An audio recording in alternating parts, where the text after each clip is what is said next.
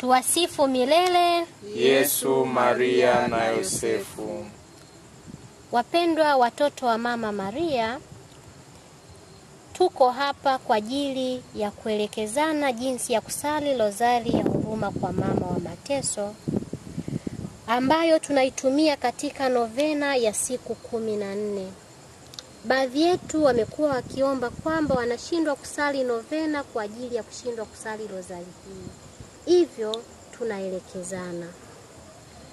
Unapotaka kusali novena, jitahidi kuwa na utulivu na ukiwa na nia yako ya novena tayari. Kisha kuwa na utulivu, umepiga magoti, ukielekea altare yako, ama ukiwa katika groto la Mama Maria, basi utaishika rozari yako ambayo ina muonekano huu. Ukishaishika, utaubusu msalaba mtakatifu wa Bwana wetu Yesu Kristo.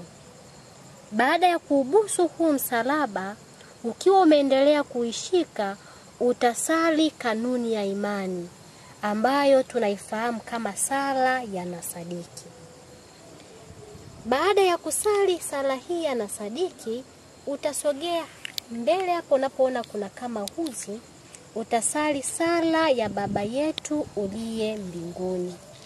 Baada ya Baba yetu uliye mbinguni, unazitazama hizi punje 3. Punje hizi zinawakilisha Salamu Maria mara 3. Baada ya kusali Salamu Maria mara 3, utasogea katika hii punje unayoitazama ikiwa peke yake. Punje hii utasali Atukuzwe Baba.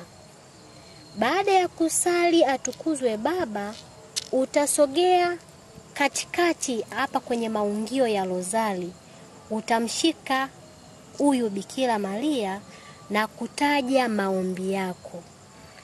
Maombi yako ndio yale maombi ya novena yako, ama kama umeichagua kusali kama sala, maombi ambayo yamekusukuma kusali sala kwa wakati huo. Baada ya kuyataja maombi yako katika ukimya, utasali sala ambayo inapatikana katika matendo yote 7.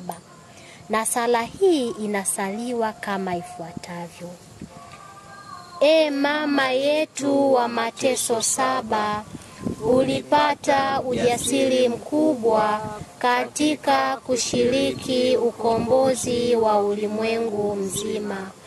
Utujalie na sisi kuwa wavumilivu katika shida na raha zote, pia na kukumbuka roho zinazoteseka na zile zisizo kujua bado, ili zipate nuru na maombezi yako matakatifu. Amina.